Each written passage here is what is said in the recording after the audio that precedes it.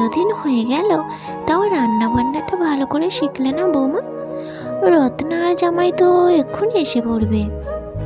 নিজের মেয়ে বলে বলছি না, আমার রত্না হলো রূপে লক্ষ্মী গুণে সরস্বতী। শ্বশুর বাড়ি যেতেই আলো জ্বলে উঠেছে, জামাই তো প্রশংসায় পঞ্চমুখ। শুধু আমি পছন্দ করি না বলে চাকরি বাকরির ধার কাজ দিয়ে গেল না কোনোদিন। আর তুমি কি না এই এক ভাঙাচোরা শুক্তো বানাতেই হেদিয়ে গেলে? ভাবভঙ্গি দেখে মনে হয় যেন আর কোনো মেয়ে সংসার সামলে চাকরি বাকরি করে না। বাবুর বাবা যে তোমার মধ্যে কি দেখেছিলেন কে জানে। মাথা নিচু করে ফোড়নের কৌটো খুঁজছিল তমালিকা। রোজ রোজ এই একই কথা, একই শোরগোল। মাঝে মধ্যে মনে হয় এই দম বন্ধ করা সংসার থেকে পালিয়ে বাঁচি। ওর 12 পাস মেয়ে চেষ্টা করে কি হাতি ঘোড়া চাকরি পেত তমালিকার জানা নেই। তবে তার রোজগারের অঙ্কটাই যে শাশুড়ির চক্ষুশূল তা বেশ বোঝে। অনেক হয়েছে, আর নয়। বিড়বিড় করে তমালিকা অন্যায় যে করে আর অন্যায় যে সহে। কোনো উত্তর না পেয়ে ঝংকার দিলেন।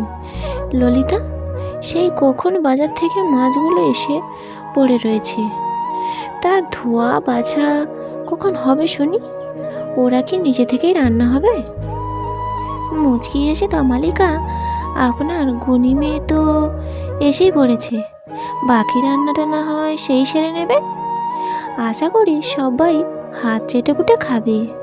রূপলক্ষ্মী গুণে সরস্বতীর সঙ্গে রন্ধনেও নিশ্চয়ই দ্রৌপদী। মানে তুমি আমার মেয়েকে অপমান করছো? ওর মতো গুণী মেয়ে হতে পারবে কোনোদিন?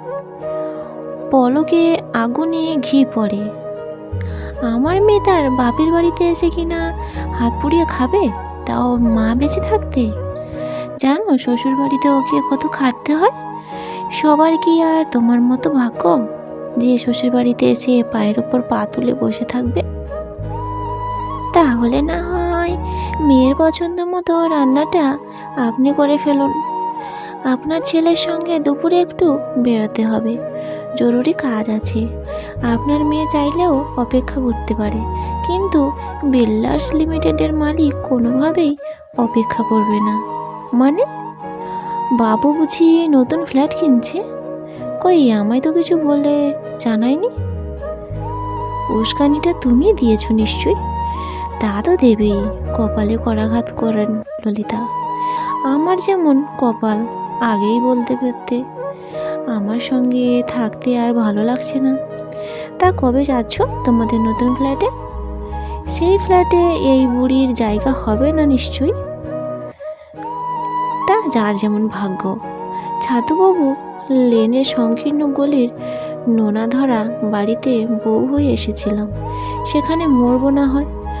অন্তত তোমার শ্বশুরমশাইকে তো নিয়ে যেতে পারতে। ধৃতরাষ্ট্রের মতো অন্ধভাবে তোমায় সাপোর্ট করে। ফ্ল্যাটটা আপনার বাবু নয়, আমি কিনেছি। একথা সত্যি। এই চার দেওয়ালের মাঝে থাকতে থাকতে আমি হাঁপিয়ে উঠেছি। নোনার গন্ধে মনেও মরচে ধরে যায়। মানে তোমায় বিয়ে করে বাবুর আত্মসম্মানটুকুও গেছে বুঝি? সে কিনা বউয়ের কেনা ফ্ল্যাটে ল্যাং করে থাকতে যাচ্ছে।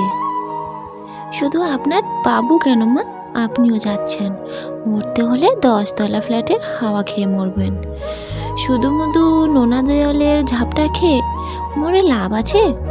স্তম্ভিত বিস্ময়ে তমালিকার দিকে তাকিয়ে থাকেন ললিতা। সত্যিই কি তিনি এই বয়সে এসে নোনা ধরা চার দেওয়ালের গণ্ডি থেকে মুক্তি পাবেন?